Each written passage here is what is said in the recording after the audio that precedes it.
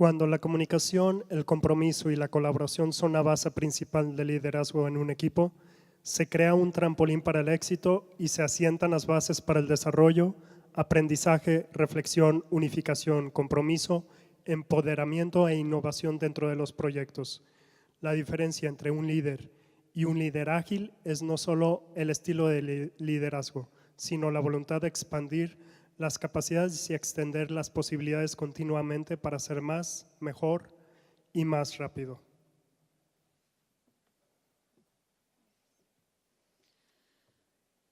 Como Agile Coach de la IBM Agile Academy, se enfoca en ayudar a los individuos, organizaciones y equipos a adoptar los principios y valores de ser ágil y crear valor real para los clientes.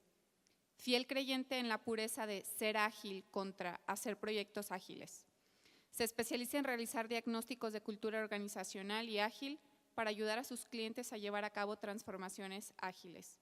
Ha publicado un gran número de artículos destacados en el portal de Scrum Alliance Community y en la comunidad interna de IBM Developer Works, así como en su propio sitio de blogs, es cragoagile.com. Demos la bienvenida a Steve Crago con la conferencia Stealing Fire from the Gods, How to be a Great Leader Using Agile. Okay, thank you. So, welcome, welcome, welcome. Thank you very much. So we have to address the rest of the story. What happened to Elmo? Oh my goodness. So I get a call from Elmo 3 years ago, and he said, Señor Steve, por favor, ayúdame. And I said, well, what can I do for you, Elmo? First, you have to be quiet and stop crying so much. He said, I need help. I need a job. Nobody will hire me. Everybody hates me. So I said, okay, this is what I can do. I will coach you and mentor you, and I will help you become better, and we will transform you into a new and improved and better Elmo. And so after 6 months of coaching and mentoring, Elmo now tours the world with me. He's been to China 15 times. He's been to Singapore twice. He is no longer unemployable. So that is what happened to my good friend Elmo. So thank you. So today we're going to talk about stealing fire from the gods and how to become a better leader using Agile. But first I want to do something. I want everybody to stand up. Quickly, quickly, poor. Please stand up. I want you to look to your left, look to your right, in front of you and behind you. Find someone you haven't met before. Turn around, tell them your name. Tell them your favorite food, and tell them what you want to learn. Quickly, when you're done, sit down.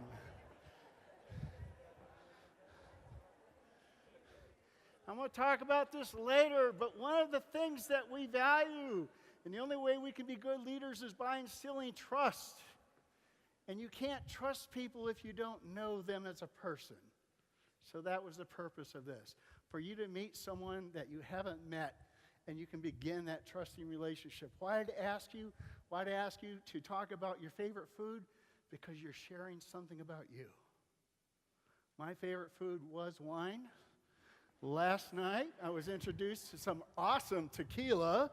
So now, my next favorite food is tequila. So let's talk about something. This morning, Jennifer talked about something. What was the number one reason for project success? Try again. Number one reason for project success, executive sponsorship, right? So there's an organization called Version 1. For 12 years, they've been doing a State of Agile report. For at least 6 years that I know of in a row, 3 top reasons for challenges of adopting Agile and scaling it is inadequate management support and sponsorship. The next reason is general organization resistance to change. And of course, organizational culture is at odds with Agile values. How can that be? How can organizations be at odds with being open and honest and transparent and trusting one another. I'm confused by that. But those are the top reasons for at least the past 6 years on why we're having problems with Agile projects. So think about that, and think about how we can incorporate good executive sponsorship for our projects, just like what Jennifer mentioned today. All right? Moving on to that, we talk about culture. Because in order to have a successful transformation, whether it's Agile or anything else, the culture has to be aligned. It has to be aligned. Now, within culture, organization cultures, a little bit of lesson about culture. Culture is made up of people. But in an organization, in a company, it's the leadership that starts the culture. It's us. It's everyone in a leadership or management position. We're the ones that affect the culture of our companies. So what we need to do is look at our culture and ask our questions. Ask the questions. I'll get into that a little bit later. But it all starts with us as leaders, as project managers, as executives, as first-line managers. The culture is our responsibility to nurture and to change. If we want real transformation, it has to start with us. Because our people are going to follow what we do. Okay? So we talk about Agile and the values. This is where it all began, when it was formalized. This is the Agile Manifesto. It's known as the Manifesto for Agile Software Development. It's created in February 2001. And these are the values. It's very simple. 4 values, 12 principles. Okay? And it's all about individuals talking to each other. Part of our problems is we're not collaborating. We're not communicating. Again, Jennifer mentioned that this morning. We need to get better at collaborating and communicating. But you can think about that. And back then, it was just a bunch of software developers and one person from the business. Just one from the business. The rest were developers. But today, we're using Agile for HR, for legal, manufacturing. I hate the word human resources because I'm not a resource, I'm a person. But HR. So there isn't a single aspect in an organization that we can't use Agile or Lean in. So it just doesn't apply for software development any longer. It's evolved. Okay? Now, in order to be a great leader using Agile, we have to understand the Agile mindset. So we start down here with Agile values and principles. Now, each organization is going to have, or company is going to have their own set of Agile values. And there's certain principles. For instance, IBM has certain values. Their Agile values are respect, empathy, trust, courage, and openness. But your company may have something different, and that's okay. But they're a set of defined values. And then there's also principles that goes along with that. So that's your foundation. And along with that foundation as leaders, number one, we have to be self-aware. We have to understand our personal transformation. What do we need to change? How are we treating people? How are we treating ourselves? Because a lot of times we treat ourselves worse than we do our people. We neglect ourselves. We don't give ourselves strength. We don't rest enough. And we come to work grumpy. So we need to have good self-awareness about ourselves. Next thing, we got to be able to listen well.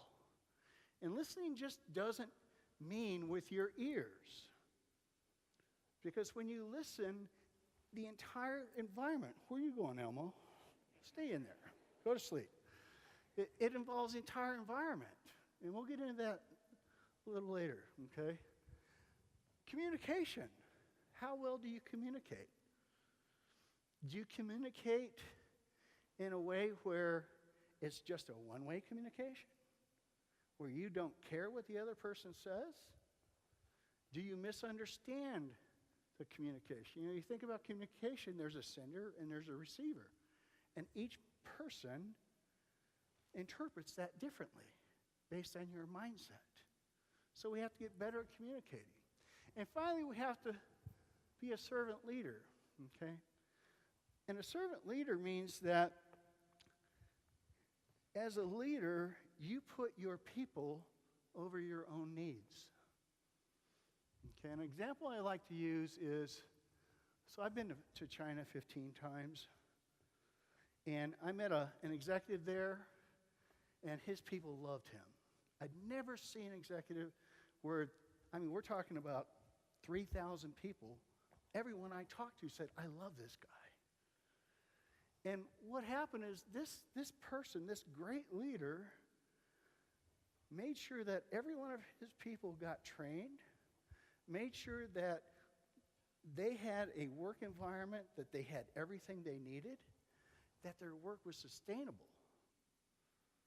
He didn't work them to death. He made sure that every one of them had enough time off, spent time with their families. He provided funding for them to have a monthly party. And the one important thing that impressed me the most about him is when a person reached a certain level in their career path and they couldn't move up unless they moved out, he let them move out. Even though they were his best person, he let them move out because it was what was best for them. That's what a servant leader is about. Putting your people ahead of you. Okay? And we'll talk a little bit more about that. So all of that encompasses the Agile mindset, starting with the values and principles. And so that's one of the ways to become a great leader. There's others, but that's one. So when we talk about values, and one of the things I have is, why do we got to put the word Agile in front of values? They've been around forever. It's just we have different values. We all take things differently. You know, society gives us our values. Our family gives us our values. Think about honesty, happiness, commitment, family, ambition. These are all values. These are all values. But why do we have to put them in a document? Aren't they something that we have in our heart? Okay. So when we think about values and Agile and leadership, first thing comes to my mind is trust. Okay? You have to trust your people. And one of the things that I always talk about in regards to trust is that a couple of things is, before you can trust me, I should have to trust you. So that means when you say, you know what, I can do this. And it doesn't matter how many times you failed in the past, I should be able to trust you. Because in order to be trusted, you have to trust others. The other aspect of that is, in order to be trusted, you must be trustworthy. Not just at work, but outside of work.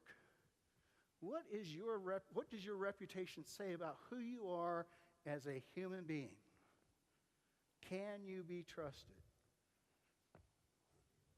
So when I think about trust, building trust doesn't happen overnight. And since I had grapes up there because I'm a wine lover, I'm going to change this to tequila. Because like I said, I had a great experience last night. And just like grapes and wine, tequila takes 3 to 5 years as an agave to get good, right? 3 to 5 years. Same thing with wine. You want to leave it set for 3 to 5 years. So why do we expect people to be an employee one day and the next day they get promoted and they're a great leader? It shouldn't happen. We need to have grooming, otherwise known as mentoring and coaching. We have to help our junior leaders, our new leaders, become great.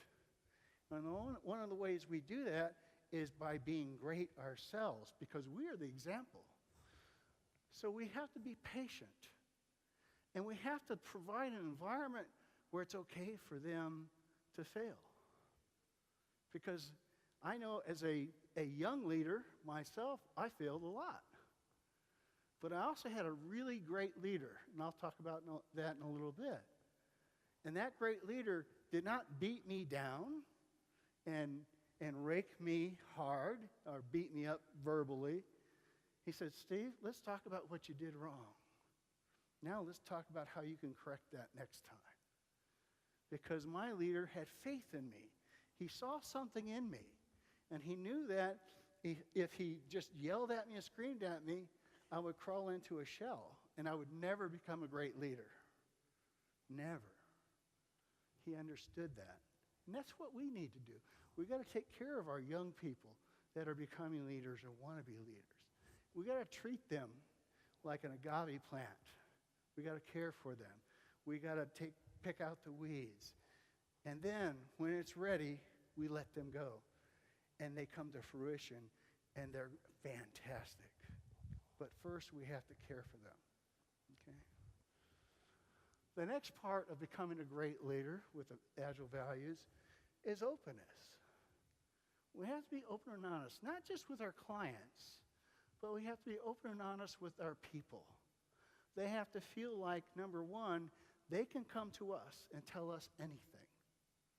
You want to create that safe environment so that they're not afraid to come to tell us and say, that code I deployed last night, there's a really bad bug in it, and we need to fix it quick. Okay, but if they don't have that trust and openness, they're not going to do anything until the client starts screaming and say, oh, I didn't know about that. Gee, I'm sorry, boss. Okay? Because if they're not willing to do that, that's what's going to happen. But if they can come to you and say, hey, look, we're not going to make it tonight, and this is why, and this is what we're going to do to fix it. Yeah, we might be a day late, but we know the problem. So we want to create that open environment. The other thing is, being a leader, we want to be open and honest with our people. So this is going to be a touchy matter and controversial, and I love controversy.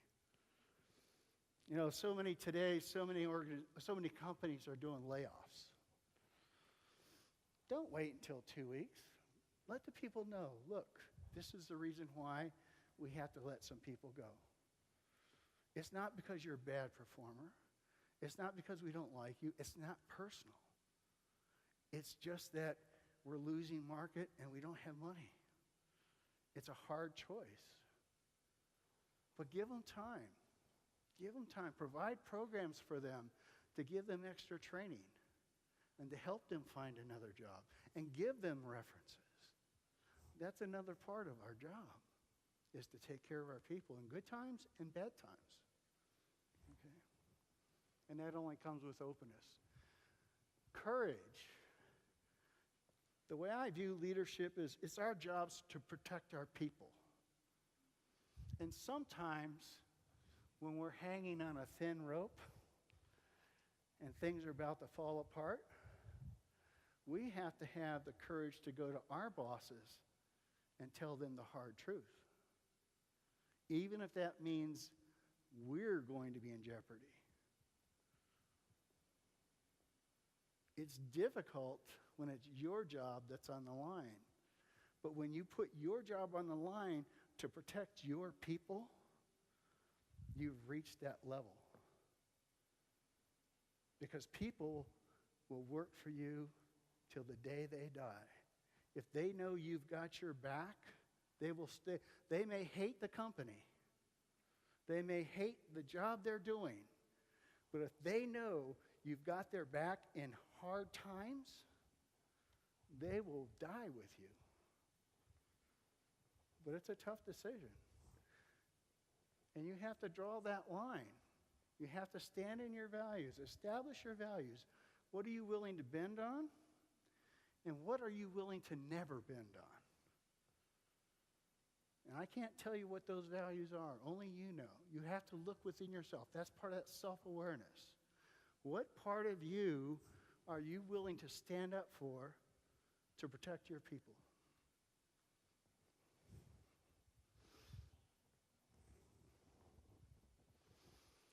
So what is leadership coaching? It's collaborative relationship.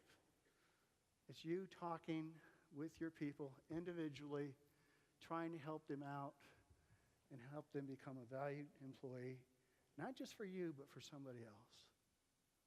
That's important. It's great to help them be valuable to you in your mission. But what's really awesome is to help them become so great, they're going to help somebody else. they're going to help somebody else.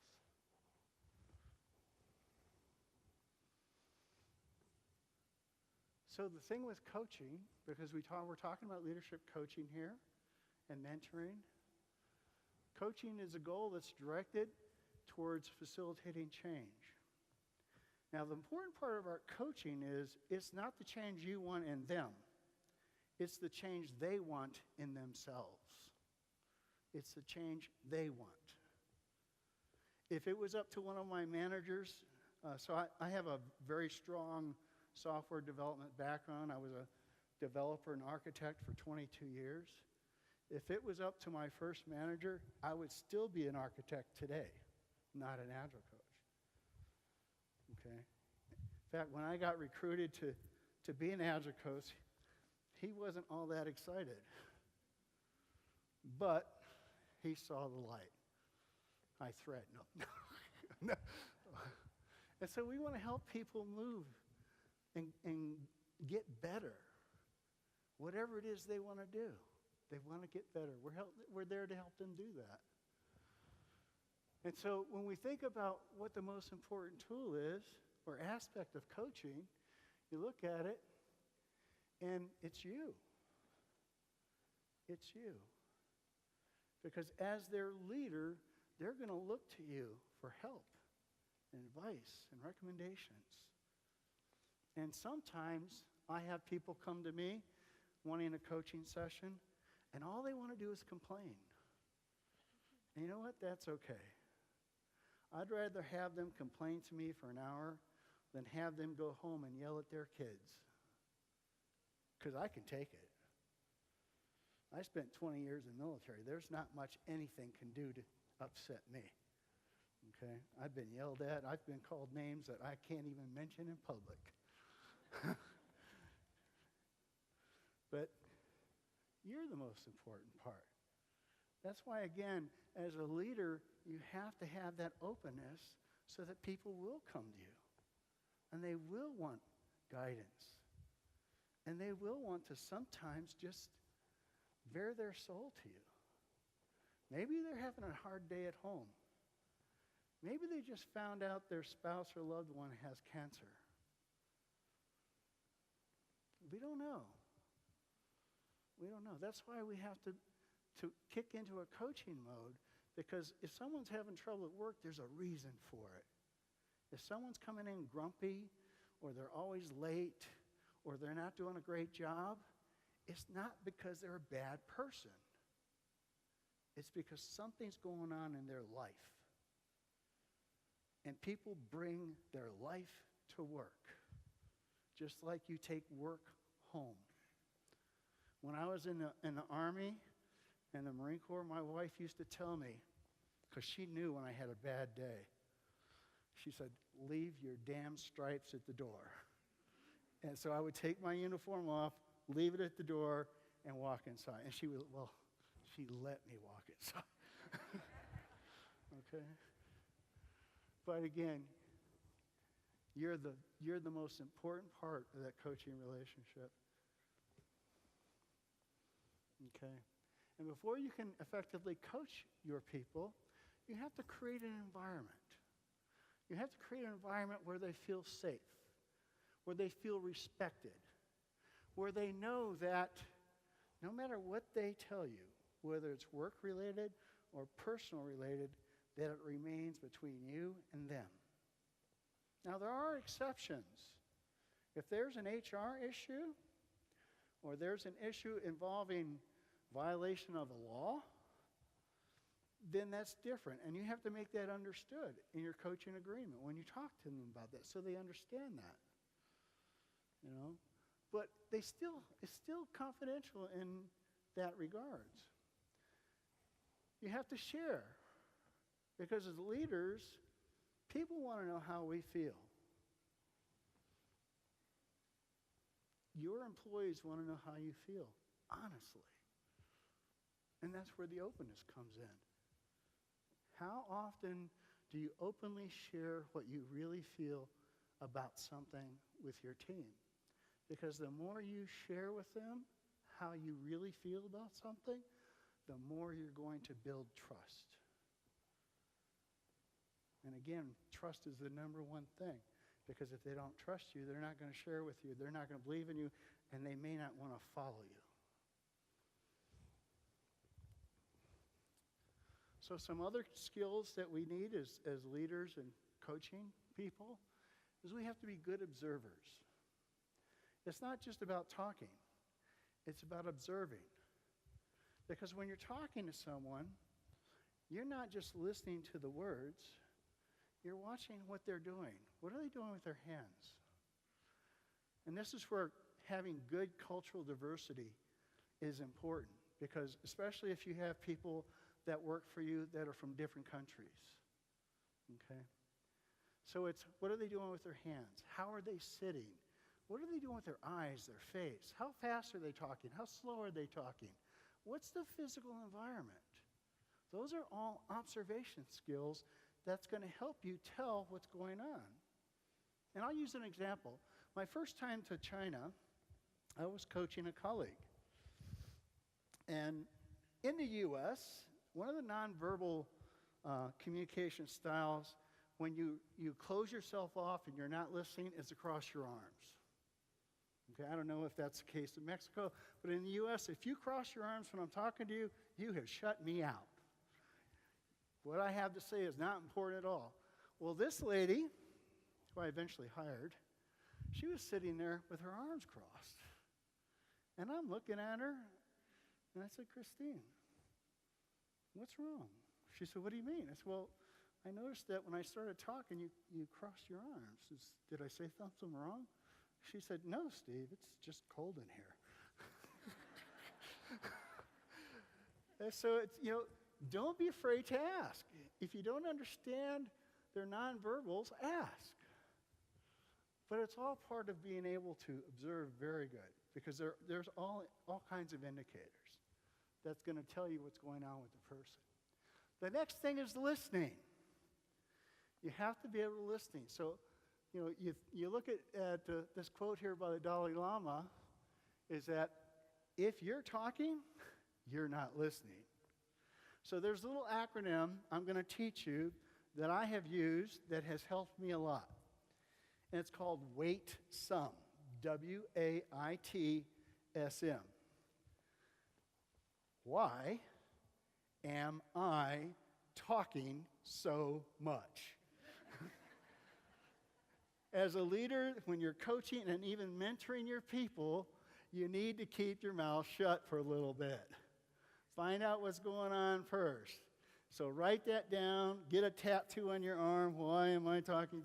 Whatever it takes, remember, let your employee talk first. Ask the inviting question, what can I do for you, or whatever you want to do. But then shut up. Shut up and listen. So I'm going to show I think it's funny. I don't know if you will or not, but we'll find out.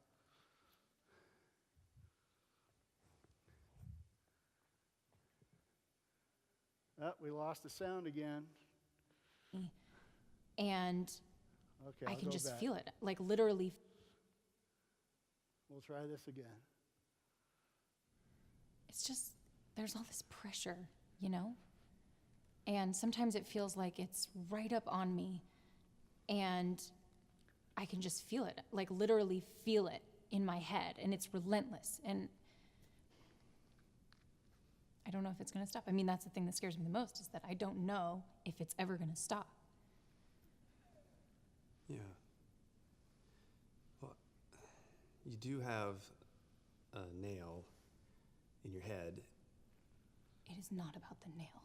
Are you sure? Because, I'll bet if we got that out of there... Stop trying to fix it. No, I'm not trying to fix it. I'm just pointing out that maybe the nail is causing... You always do this. You always try to fix things when what I really need is for you to just listen. No, see, I don't think that is what you need. I think what you need is to get the nail See, out. you're not even listening now. Okay, fine. I will listen. Fine.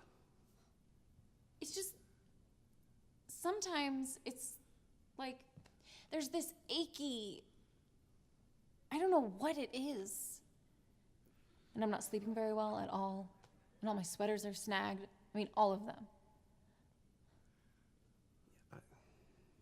That sounds really hard. It is. Thank you. Ow! Come on, if you would just. Don't. Try to see things my way. Do I have to keep on talking till I can go on? So y'all are laughing, but we can relate, especially as leaders. Because as leaders, we're trained to solve problems. But many times we're trying to solve the wrong problem. So we need to just step back, use the WAITSOM acronym, and just hear what they have to say. Just hear what they have to say. So, we're on the same line. We're talking about coaching. So, when you ask questions, you want to ask open-ended questions using what or how or when or who. Avoid using why. And the reason you want to avoid using why is because in some cultures, when you say, why did you do that? They automatically get on the defensive because they feel like you're threatening them or you're trying to embarrass them. So avoid why as much as possible. Avoid closed-ended questions because sometimes I can be, I like to play games with people sometimes. So if you ever get trained to be a coach by me and you're practicing coaching me, if you ask me a closed-ended question like, Steve, did you like what I did last night? I'm going to say, no. I'm going to stop talking. Because there's nothing. It's a yes or no answer. So avoid that because oftentimes that will close the conversation. Now, again, depending on the culture, because I've heard some people say no and they keep talking for 10 minutes because they just love to talk. But you want to avoid that, okay? We already talked about why. And then always be curious, honestly curious, and interested in what's being said. And that's where we talk about being present with that person. So whenever I'm talking with someone, depending on the culture again, I look at them in the eyes. Because I want that person to know that I care about them and nothing else in the world matters to them, to me and them right now than her. I know her, so I can do that. However, some cultures, if you look them in the eyes, it's an insult. So be aware. That's where that cultural diversity comes around. Okay, just be aware. But make them feel like you care about them. But it's got to be honest. Don't try to fake it. There's in coaching and leadership, there's no faking it until you make it. In fact, I hate that phrase. Do not fake anything because they're going to catch on. And then they're going to lose any trust they had in you. Okay? So, what's the biggest difference? We've been talking about coaching, leadership coaching. The biggest difference between coaching and mentoring is that in coaching, we don't offer advice. The biggest thing about coaching is we're going to ask you questions that help you introspect. Look within yourself to find the answer.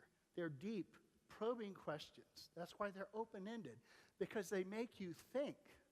Because many times, of the thousands of coaching hours that I have over the past 8 years, 95% of my clients knew what they needed to do. It's just that they lacked the confidence. They didn't believe in themselves. And so by asking the right open questions, they look within themselves to answer that question, and they're like, God, I've got it. I have the answer. And they do, and they feel good about themselves. So that's a big thing, is coaching does not offer advice. That's when we kick into mentoring. Now, the big thing with mentoring, number one rule, if you've never done it, don't try to mentor somebody on it. Doesn't matter how great a leader you are, if you haven't done it, don't mentor on it. Find someone that's an expert and ask them to come in and help you, okay? Because the first time someone tried to mentor me let me find a good example. So I was a mobile payments expert. Someone tried to mentor me on Europay. Like, okay, fine, but you're wrong. Because they didn't know. They didn't know anything about mobile applications and the Europay requirements. They just knew the payment card industry requirements in the US, and that they just lost all credibility with me. So I found another mentor. Okay? So don't mentor on something you don't know. Find an expert to help that person. Okay? And always provide more than 2 recommendations. And the other thing you have to keep in mind when you're mentoring somebody is don't get hurt because they don't want to take your recommendations. They don't have to. That's why you give a couple recommendations. They don't have to. And you can't try to blow them off or never mentor them again because they chose to do something different. It may not have suited them. And again, that's where having that open, safe environment is so important. So that they can say, hey, you know, those sound really good, but I don't think that's going to work for me. I don't think that's going to work for me. Okay? So make sure that it's based on your experience and give them the right to know that you don't have to take any of these. These are just my experiences. They may not be the same for you. Okay? And when you're mentoring somebody, always start out coaching. Even the professional coaches and the Agile coaches that I train and work with, I always tell them, start coaching. Start in the coaching stance first. Because until you started coaching them, you really don't know what the real problem is. Now, I told you I was a mobile payments expert back in the day when I was writing code. My first coaching failure is I had a young lady come to me, and she knew I was an expert. And she came to me with a problem, and I was a brand new coach. And within 3 minutes, I solved her problem. 3 minutes. That was like long enough to say, hi, Steve, I have a problem. Can we talk? And I solved it. She came back to me a month later. She almost lost her job because it was the wrong solution. She took that solution to the client, and it failed miserably. And the client was not happy. The PM was not happy. She got a letter of recommendation, and to this day, she will not talk to me. So start in the coaching mode to make sure you fully understand what the real problem is that person needs help with. Okay?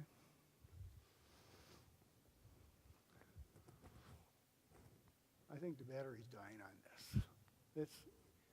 Here we go. Okay, so I need 10. So I need 5 ladies and 5 gentlemen that are brave leaders to come up on stage. Real quick, please.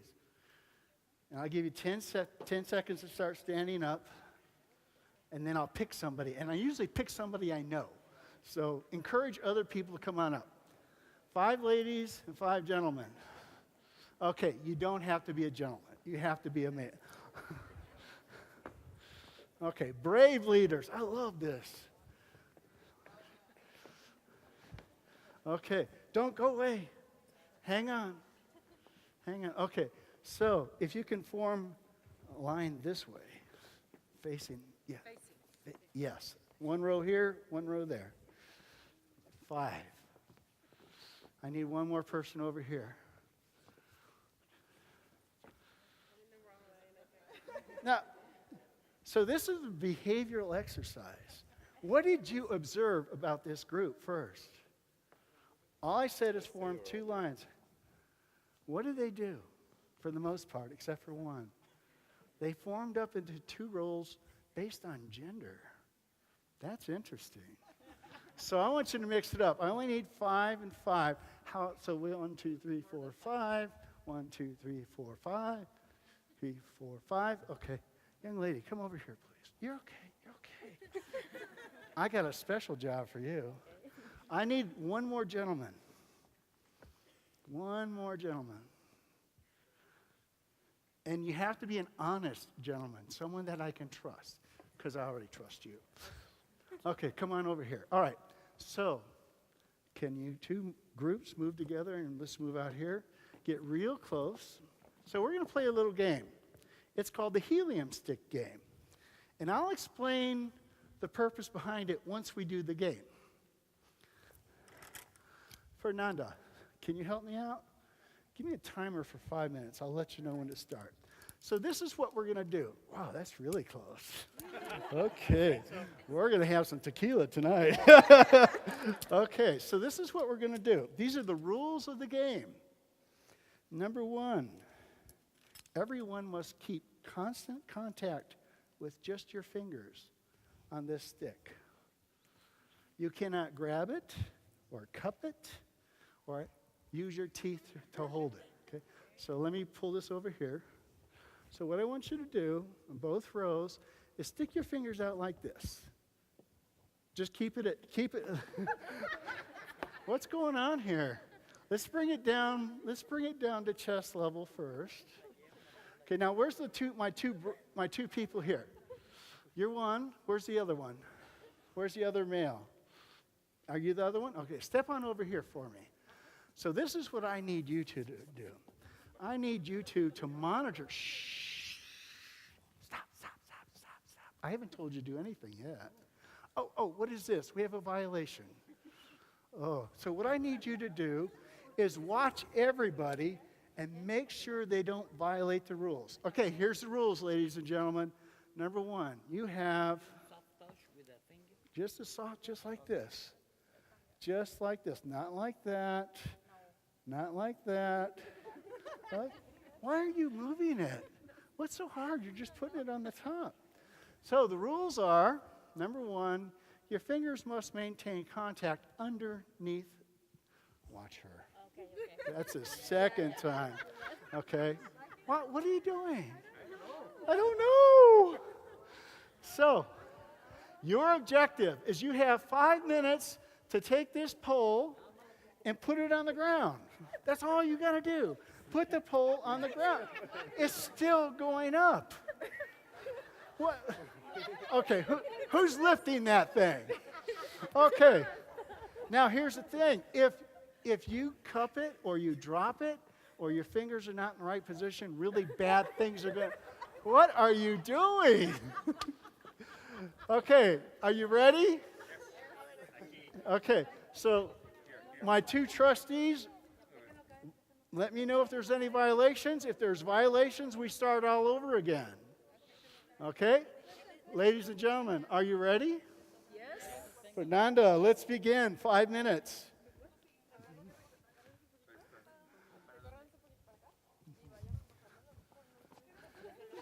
Oh. Hang on, make sure they don't fall over.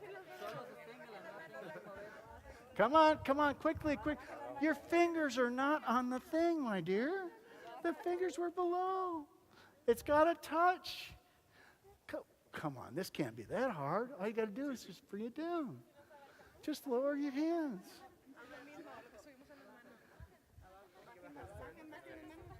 This is where you use your observation skills. Watch their behavior.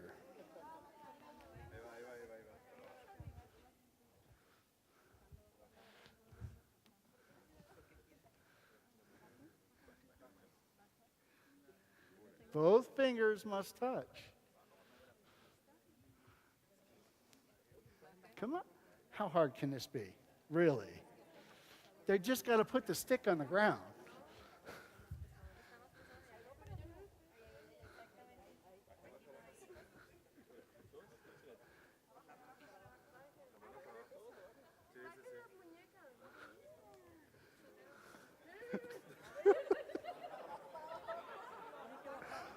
What is this? How we doing? 3 minutes? Okay. Under.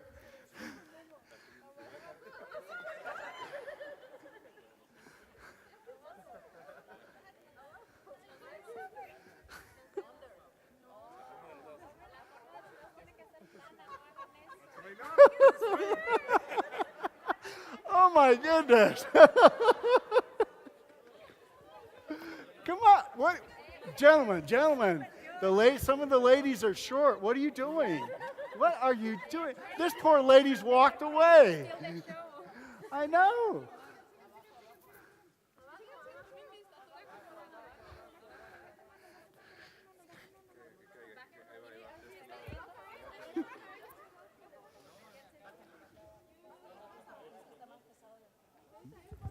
Two minutes? Oh, come on. No. No, like that.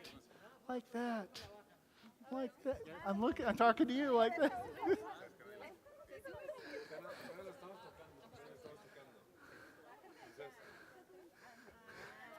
that. Like that. Not like that. Like that.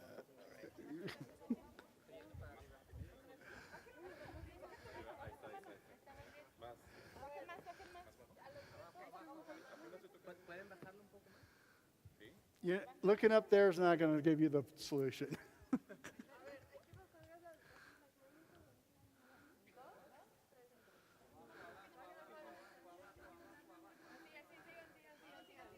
Oh, keep it on, keep it on.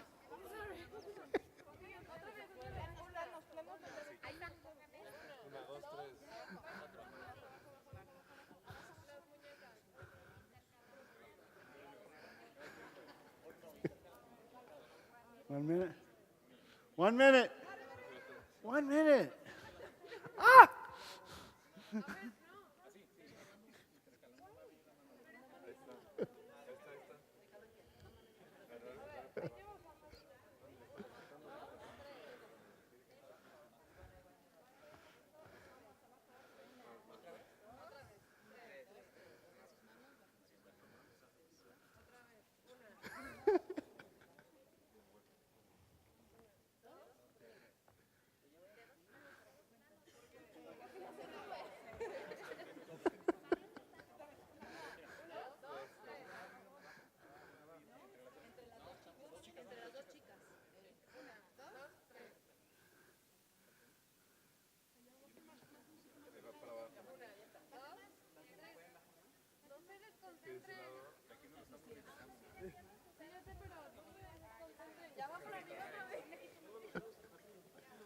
Time? 15 seconds. Quickly. The stick's got to get on the ground. Bad things are going to happen. Yes, you got to put it on the ground. Keep your hands. Time. Thank you very much. Muchas gracias. Careful. You can go back to your seats. Thank you very much. We'll sell you a tape of that for. Yeah. So I use this game to identify leadership behaviors. So what are some of the behaviors that you saw? Anybody? When they first started out?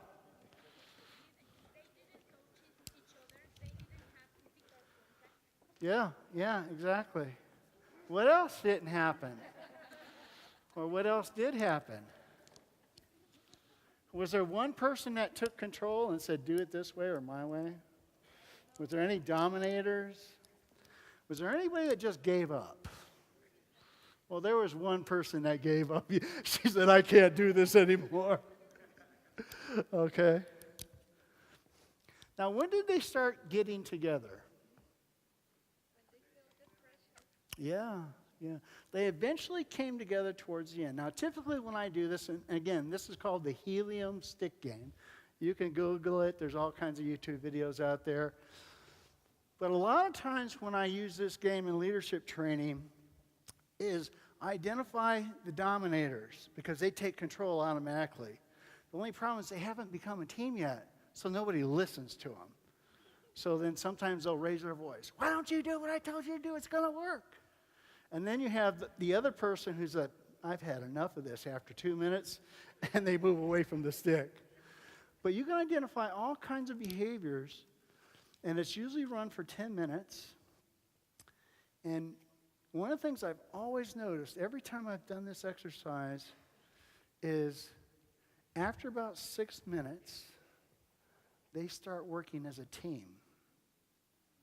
Because during the first few minutes, everybody's talking.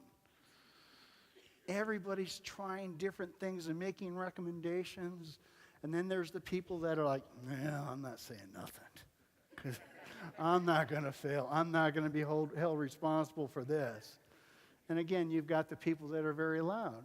There were a couple of people whose voices were elevated a little bit. Okay, so this is just another way where you can, if you're a senior leader and you want to find out the behavior patterns for your junior leaders, use this game. Because all kinds of dysfunctions come out. But you got to be prepared to handle the dysfunction. Okay? And again, thank you very much for volunteering. I appreciate that. Okay, where did I leave my... I usually lose my clicker when I'm doing workshops. Okay, so I'm going to tell you another story. And I love Greek mythology. And this is going to apply a lot to leaders caring for their people. So in Greek mythology, there is a demigod called Prometheus. And of course, Zeus is the overall ruler. He's in charge of everything. And Zeus had ordered Prometheus, whose name in English means aforethought. And Prometheus' brother, I'm going to mess this up, but it's Epiphanes. His name means, Prometheus means afterthought. Epiphanes means before thought. He commanded them to create creatures, which included human beings. And to make a long story short, their job was to give them gifts. Music, art, fur, wings. Well, while Prometheus was out messing around, his brother just gave every other creature powers and forgot about the humans. And so Prometheus didn't like that, and he knew that without fur or wings, the humans wouldn't live long. They'd die. So what he did is he decided to steal fire from Zeus. Because he knew if he gave fire to the humans, they could survive. And then they could thrive. They could build things. You could smelt iron, and you can build structures and make instruments. Well, when Zeus found out, he got really upset. And he chained Prometheus to a rock on Earth. And he had a large eagle come down every day and eat his liver. And at night, the wound would heal. And that happened for 10,000 years before Zeus actually forgave him. There's a lot more to the story. If you're interested, you can do that. But the thing is that Zeus suffered all of this because he really liked the humans, because they were a lot like him. They were arrogant. They were rebellious. They didn't conform. And he thought, I've got to help these humans stay alive. And he was willing to make the ultimate sacrifice of bearing the wrath of Zeus. So he asked, what's this got to do with leadership? It's got a lot to do with leadership. Because when we have people that work for us, we have to be willing to get them whatever it is they need to do their job to stay alive. And sometimes that's going to upset our boss. Now, hopefully our boss won't chain us to a rock and have our liver eaten out. But there's times that I'm sure everyone in this room has had to stand up for their people and put themselves in danger to help them. And so as you're helping mentor new leaders and become more self-aware and improve yourself, think about the story of Prometheus. and the sacrifice he made to keep the humans alive so that we could prosper. Of course, he also liked being worshiped. That's not a very good side of leadership. But he gave up everything. He fell out of favor from his boss to help the human beings. So think about what you're willing to do to help your teams and help your people. So that's a myth. So now I'm going to tell you a real story about me. So in 1971, I was a young Marine. I would say handsome, but that's subjective. And I was on my way to Vietnam. And I had a squad leader, a young sergeant, and he was only 22 years old, and he had been to Vietnam twice. And he got all of us together before we landed, and he said, look, no matter what happens, if you need something, you better let me know, because I'm here for you. And he was, no matter what we needed. And he was there for us in the thick times. In fact, he saved my life twice. He put his own life in danger twice because I was young and stupid. And I did something I shouldn't have done. But he was there. And I loved that man like no other man in my life, with a deep love and passion. And that in the future, the rest of the year I was in Vietnam, I would do anything for him. He would ask me to do something, and it didn't matter if it was cleaning the bathroom. I won't use the word we used for them back then, but it involved fire, gasoline, and feces.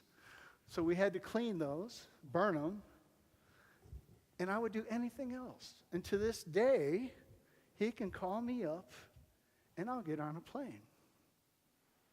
Because I knew he would take care of me. And not only did I know he would take care of me to keep me safe, but I knew if I died, he would make sure my family was taken care of. Now, to me, he was a real servant leader. And I never even knew what servant leader was. You know, Robert Greenleaf was the father of servant leadership. He hadn't even used that term yet. I don't even think the book was written yet that he wrote on servant leadership. Now, we're not asking you to go into a combat zone and risk your life for people, but that's a real life example that I have for someone that I am willing to follow. So the whole thing of this is be a leader that's worthy of being followed. You know, there's a thought leadership expert. His name is Simon Sinek. He has he's got several YouTube videos and a bunch of books. They're really good. If you have a chance, it's Sinek. Listen to those videos. Watch them. And he talks about, and he spent some time interviewing people in the Marine Corps. Okay? But be a leader so that young men and women want to follow you. And give them what they need to succeed. You know, I can remember I was on a project once as a young developer, and I couldn't have access to a server for 6 weeks. But they're expecting me to write code and test it without a server. That's crazy. That was back in the 90s. Absolutely crazy. When all they had to do was get me a server. And I could have been producing awesome stuff. Instead, I had to work on it on my own PC. We didn't have laptops in those days. I think I'm aging myself a little. All we had is these big workstations. We couldn't take them anywhere. But I couldn't test anything. And by the time it got put on production, it failed because I didn't have a server to test it on. It worked, and that was my favorite saying. Well, it worked on my machine. Why didn't it work there? You know, programmers were notorious back in the 90s for saying, well, it works on my machine. I don't know what your problem is, but but that's what I'm talking about. Get your people the things they need to succeed. Be the servant leader that's worth following. Okay? So again, to be a leader worth following, again, this is where we get back to self-awareness. You've got to know yourself. You have to be trusted and trustworthy. You have to trust people, and people need to trust you. And again, I already talked about how to do that. You have to nurture it and be open and honest with your people. You have to be a person of integrity. The worst thing you can do is lie to your employees. You may think they don't know, but they will find out, and you'll ruin everything. They will never trust you again. I'm very much like that. I am so full of self-awareness. I know you lie to me one time, it's going to take 10 years for me to forget that lie. Because my wife's brother broke a statue I bought in Japan when I was on leave from Vietnam, and it took 10 years for me to forgive him. So, have empathy. Everyone here started out as a new employee. Remember what it's like to have been in their shoes. Constantly remind yourself. Have empathy for everyone that works for you.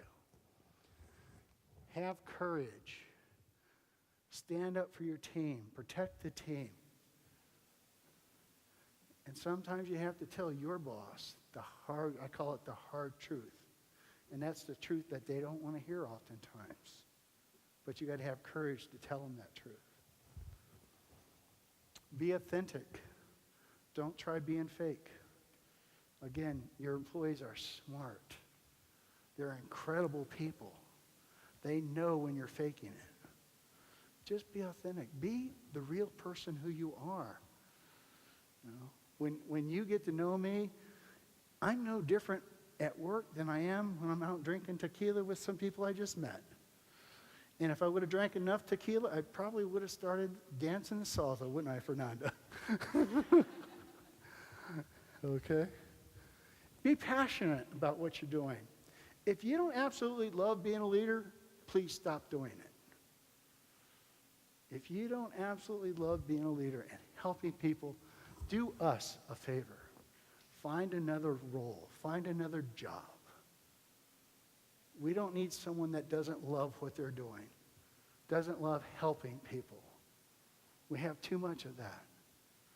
Be passionate about what you're doing and care about the people that are working for you. They're putting their lives and their careers in your hands. Respect them for that. Love them for that. And help them for that. Because that's what we do. And so,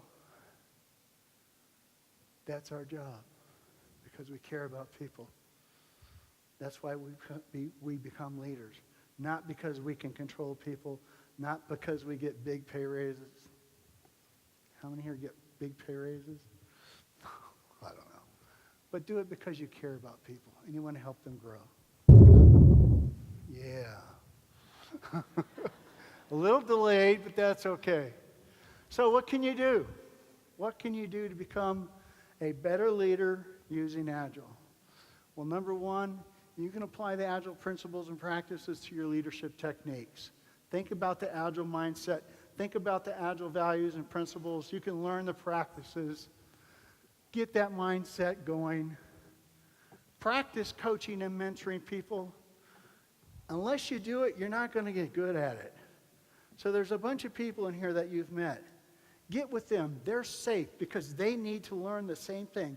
Practice coaching each other.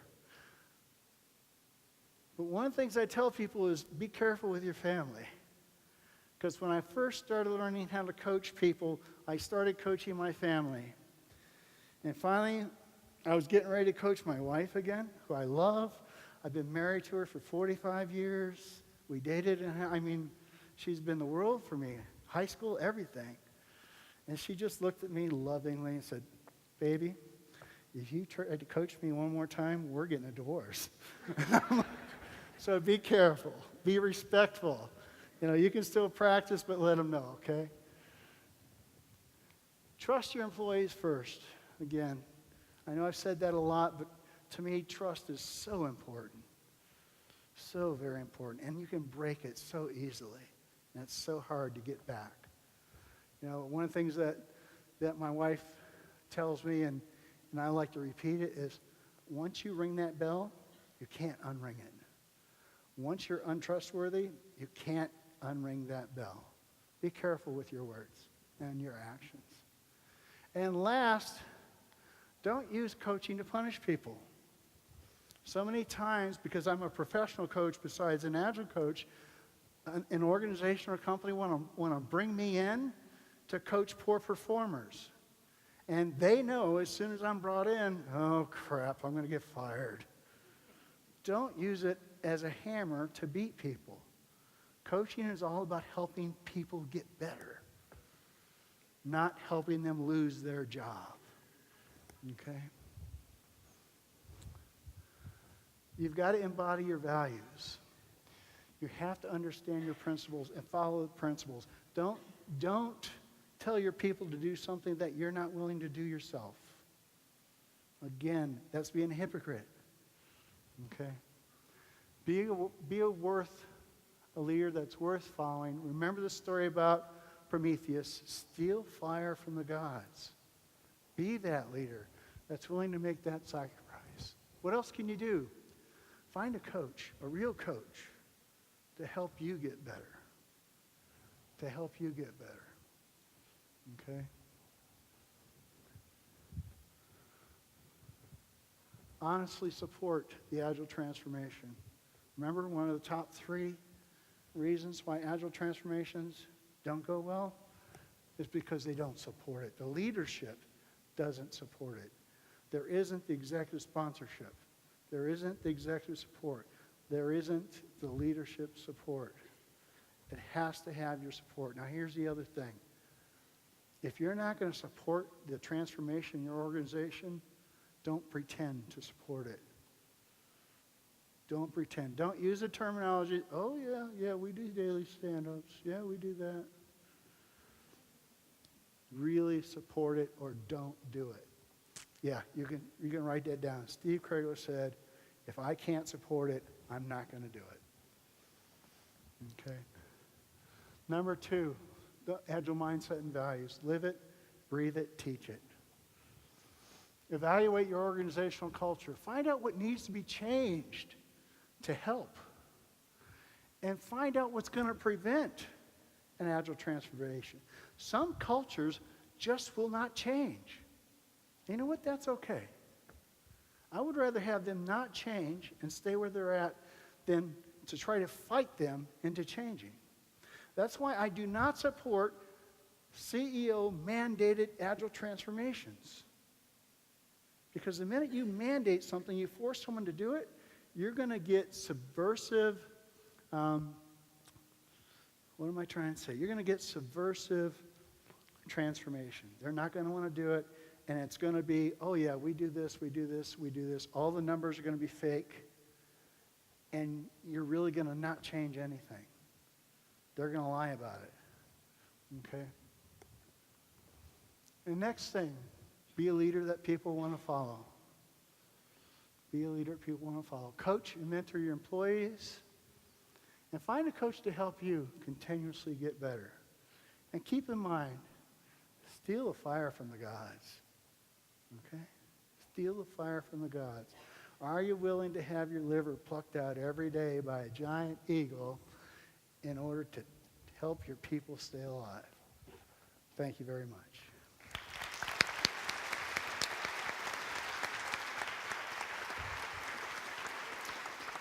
Thank you very much, Steve, for your wonderful words. Thank you. A continuación procederemos a la sesión de preguntas y respuestas. Allá atrás está el micrófono. Si alguien tiene una pregunta.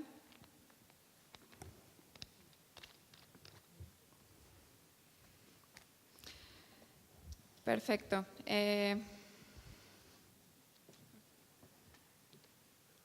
Thank you very much, Steve, for sharing your experience and valuable knowledge with us. For that, please receive a small present from our sponsor from the hands of Miguel Castañeda, VP of Operations of the PMI Chapter Jalisco. Brindemos un fuerte aplauso. Thank you very much, my friend. Thank you. Very nice, and we will have yours at the end. Oh, tequila. Thank you very much. Where they at? Thank you. Para resumir lo experimentado este día y que nos brinde un mensaje a nombre del comité organizador, invito a Mario Muñoz, VP de Marketing del capítulo Jalisco AC, a que nos dirija unas palabras.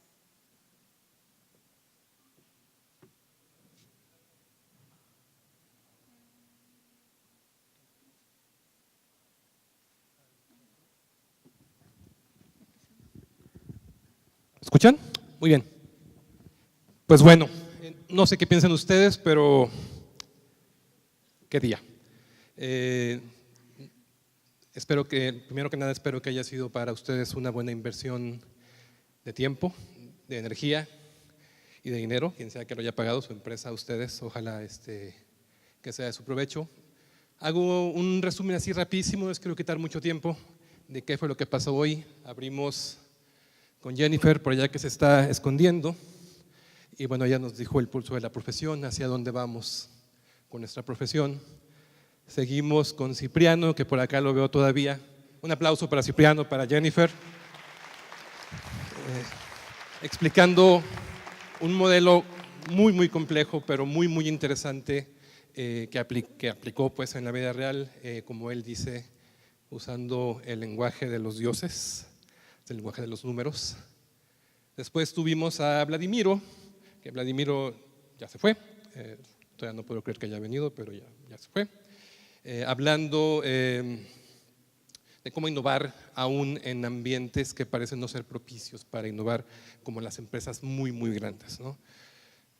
Después, bueno, nos fuimos a comer, además, se partió un poquito el evento, empezó por primera vez la jornada ágil, le dimos un giro un poquito al evento, nos partimos en tres. Algunas personas fueron con Raimundo Sánchez, que no lo veo, pero es Raimundo, un aplauso para Raimundo, que es un gran amigo del capítulo.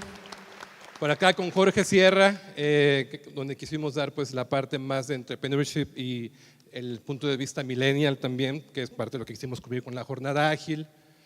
Y Dani, que por acá la veo, y bueno, con un tema que yo estaba muy necio en incluir, porque no lo habíamos tocado antes en el capítulo, el tema de inclusión, diversidad, y yo me quedé fascinado con tu plática, Dani.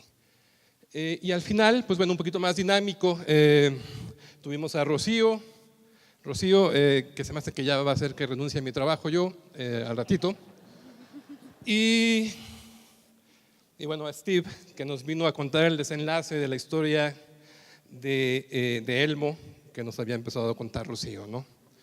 Quiero tomar una parte un poquito más fría en este momento, me voy a tomar un minuto para agradecer a los patrocinadores. Voy a sacar un papel para que no se me olvide ninguno. Y bueno, ojalá hayan visitado los stands. La verdad es que sin ellos, pues ellos pagan esto. Pues ahorita vamos a platicar de quién paga esto, también les quiero contar, pero para no meter a ninguno, obviamente empezamos con la UDG, el conjunto de artes escénicas, la librería Carlos Fuentes, todavía la alcanzan abiertas, pueden agarrar su 10% de descuento, excepto en novedades. Y el Cultura UDG, que bueno, nosotros rotamos una universidad cada año, pero este año cuando vimos que la UDG nos iba a apoyar y que nos iba a prestar este lugar, nos quedamos fascinados, ¿no? Yo vine a una función de teatro como mes y medio antes del evento y dije,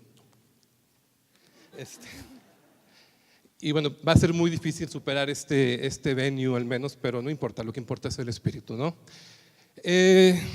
La UDG, esos colores, sí es coincidencia que se parezcan tanto a los de nuestros dos principales patrocinadores cada año, o más constantes, HP y IBM como siempre, que pues son, yo creo, la mayor parte de la asistencia cada año. Lo agradecemos muchísimo, sobre todo yo como empleado de una de ellas. Plexus, que se unió este año. Tequila Cuervo, que eso me dio mucho gusto. Les decía yo que cuando vean los stands de los patrocinadores los visiten, porque ese es un valor que ellos se pueden llevar, ¿no? Ellos ponen mucho para que esto se lleve a cabo y a lo mejor, bueno, interesarse un poquito de por qué están aquí, y ahorita vamos a platicar de por qué estamos aquí, pues es pagarles un poquito también, porque si no fuera por ellos, esto sería aún mucho más caro, ¿no? Y bueno, Cuervo estaba en el paquete de patrocinadores, está, y a todos les ofrecimos un stand, ¿no? No sé si nos visitaron, les decía, pero bueno, Cuervo no quiso poner un stand porque obviamente hubiera estado demasiado visitado, ¿no? Entonces, seguimos con Yes, Van City, la escuela de inglés, Agile Minds, que bueno, también puso un brazo fuerte en la parte final del evento, Contract Room, que espero sea el inicio de una fructífera relación con el capítulo y los podamos tener en alguna plática mensual pronto. Bueno, ellos son nuestros patrocinadores. También quiero agradecer a nuestros proveedores. Yo ya llevo, este es mi cuarto congreso, el tercero, digamos, muy intensivo en que me involucro. Cada año, no sé ustedes cuántas veces han venido, cada año yo acabo de esto, es muy curioso, pero acabo agotado, pero recargado. Es una sensación muy extraña y yo creo que es por eso que cada año me vuelvo a apuntar a hacer esto, me vuelvo a involucrar, vuelvo a mover juntas de mi trabajo, vuelvo a estresarme en casa, lo siento, pero es por eso, se vuelve también como adictivo esa sensación de agotamiento combinada con sentirse recargados, ¿no? A todos nuestros proveedores también muchísimas gracias, creo que este año nos volamos la barda con la comida comparada con otros años. Yo ahorita ya llevo mi topper porque sobró un poquito. Y sobre todo, pues un agradecimiento. Y antes de cerrar con a lo que iba, pues, este evento, yo sé que no es gratis para ustedes, pero costaría mucho más si todas las personas que lo hacen posible cobraran lo que cobran, ¿no? De entrada quiero de nuevo un aplauso a los speakers porque ninguno cobra nada más que sus gastos de viaje. O sea, ninguno. Entonces,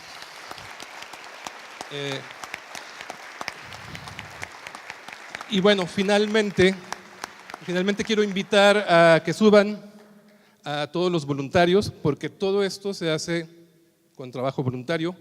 Nos toma como 4 meses.